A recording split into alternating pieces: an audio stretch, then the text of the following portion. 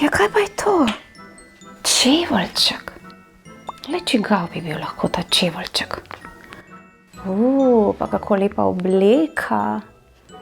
Pa buča. Danes je na vrsti pravljica bratov Grimm z naslovom Pepelka.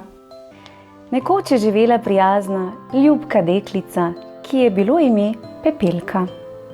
Ko je bila še čisto majhna, je umrla mama in njen oče se je na novo poročil.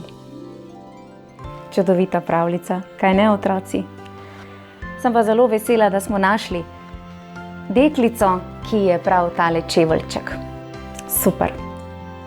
Kot vedno vas vabim, da se mi pridružite v mojem knjižnem kotičku, kjer vas čaka že mnogo novih pravljic. Adijo! Čao!